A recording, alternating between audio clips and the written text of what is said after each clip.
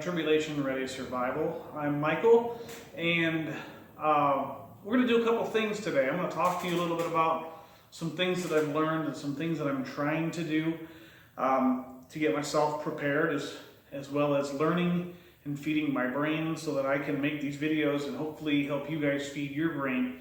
Today, I'm going to talk to you a little bit about and show you a little bit about something that I've really wanted to learn and wanted to know, but never really put it to use, and that is sharpening a knife. A good, sharp edge on a knife. And so, I was reading this book the other day that my wife bought me, a brand new book. I'll put a link to the description in the description below. And it's called The Ultimate SELF-SUFFICIENCY MANUAL. It's by Outdoor Life magazine. I'm not endorsing them. It's a book that she bought at a store. It was on sale, and so she thought it'd be interesting. It's got a lot of information in there. I still haven't gotten through it, but it has a section in there on how to sharpen a knife. Well, it is fairly simple, fairly straightforward, but I read that and I was also intrigued on some other ideas of how to do it. And so I kind of combined a little bit of what I learned there and some other guys' YouTube videos, as well as some other things. I kind of just lumped it all into my own little thing. So here's what I have, and here's how I'm going to do it. The first thing you need is obviously a knife with a decent edge. In this particular case, I have a fillet knife, and it's probably 4 or 5 years old. It does not have any nicks on it, but it does definitely need an edge. It does have a little bit of rust, and that's going to come off here in a little bit. But it's been pretty neglected. I haven't done much with it. I've tried to cut some fillet some fish with it. It's definitely not very sharp. I have a nice soft cloth. This is like a terry cloth material. You're going to need that to do some wiping on your hands and on the knife. And what I have here is a piece of wood, scrap piece of wood. I have taken an old leather belt that I'm going to use in 2 separate places. I nailed it to this piece of wood, and it's held in place now. So you'll see that there's already a piece of sandpaper on there, and I'll explain it to you in just a second. The next thing I did was I took a roll of double-sided sticky tape, cut off a section big enough to put it on here, put that side on there, peeled off the other side, so now I have both sides, one sticking, the other side still sticky. And I got some sandpaper. Now this isn't just regular old sandpaper like you sand down some wood. This is metal oxide, wet and dry sandpaper. You're going to want wet and dry sandpaper, because if you don't use wet and dry and you get the vegetable oil on it, it's going to start falling apart on you. So that's one of the most important things. And I'm going to start off with, since this doesn't have any nicks, and I'm just going to put a nice sharp edge on it, I'm going to start off with 500 grit. I could start with a 250 if it was really bad, but it just needs an edge. So I'm going to start with 500 grit.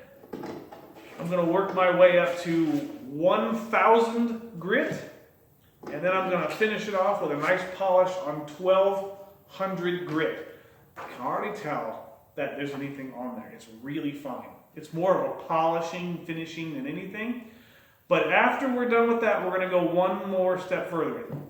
The leather belt that I took off, this chunk of leather on, is over here. I'm going to use that as a strop. And so a strop is basically what you use to, and this is the belt. Okay, I'm going to use the nice smooth side over here.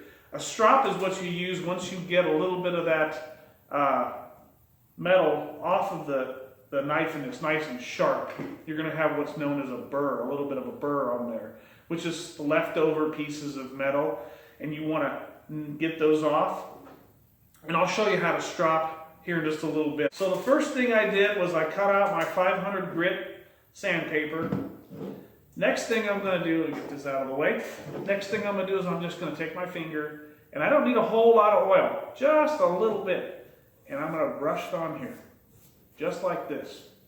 Okay? Now, at this point, I'm going to zoom in, and I'm going to let you see what I'm doing. Okay, so what I'm going to do is I'm going to take a little bit of this vegetable oil on here. I have some on here already, just a little bit, but just enough to put a nice light coat from one end to the other, all the way across. And I want to get the whole piece of sandpaper, because dry sandpaper in this situation isn't going to be really awesome. It's going to hinder you more than anything. Okay, so I'm going to wipe my finger. Get that oil off of there. Now, I have this on one side, and what I'm going to do is I'm going to start working nice small circles. Now, the blade has an edge on it. You've got to figure out what the degree is, and you're going to set it on there at that angle. Okay? You're going to be very careful. Obviously, you're not going to be bringing this towards yourself. You're going to be working it away from yourself.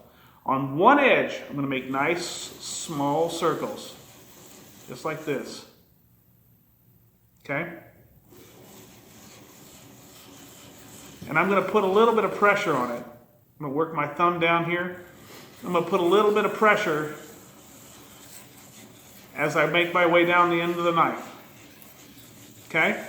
Some people say you should count 20 strokes. I don't do that. You can figure that out for yourself. But as we work along here, you can see that this isn't the sandpaper coming up. This is a little bit of the metal coming off in the vegetable oil. And I'm going to work my way around here for just a minute or two. Bring some pressure down here. And this is only 500 grit. We got a little bit to go. And so I'm going to work this way. You don't have to travel down the sandpaper. I just find that I tend to do that. I'm not sure. It's just kind of a thing. So once I got a little bit of an edge on that side, I'm going to wipe it off a little bit, just kind of keep it clean. And I'm going to do the same thing on this side, but I'm going to work my way with the blade, with the opposite side of the blade going that way. Same thing. And this, I find that working the blade away from me, this direction, is actually much simpler than working on the other side of the blade. I'm not sure of the reason why, but it's just it's a thing. Maybe it's because I'm right-handed, I'm not sure.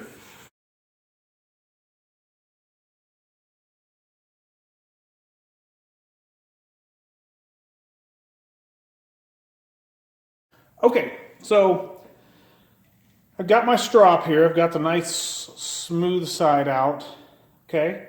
And the way that you're going to strop this is, I'm going to make sure this is nice and secure here. This is about the only surface I could find. So that's buckled. Now, I'm going to take this edge of the knife, and you're not going to, just think of it this way.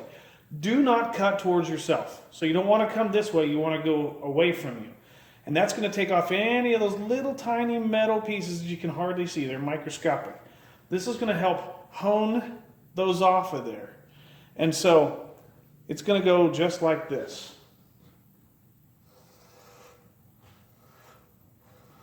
At about the same angle that you were sharpening, you're going to strop. We are still working towards our 50 subscribers. We currently have 28 that I believe we have. I think we're 28, 29. But I want to get up to 50 subscribers. I want to reach as many people with the messages that God has provided through me to you. I want to continue giving you guys the messages and the things that I feel that God has for me to say. And I want to reach as many people as I possibly can. So please like, please subscribe, please leave any comments that are appropriate, obviously, down here at the bottom. Hey guys, I'd encourage you to, if you like and subscribe to this channel, if you watch the content we have, I think you're going to like a good friend of mine. He's got Pond Hopper TV, and he and I do a lot of fishing. I've learned a lot from him. I think he is probably one of the best fishermen I've known. And he is always learning and teaching himself too a lot about fishing, but he's also a man of God and just an all-out great guy. So peruse over there to his channel, and again, that's Pond Hopper TV, all in one big line there, one big word, and you'll see me on there too. We videotape ourselves doing a lot of fishing, and so give him a like and subscribe too. Thanks, guys.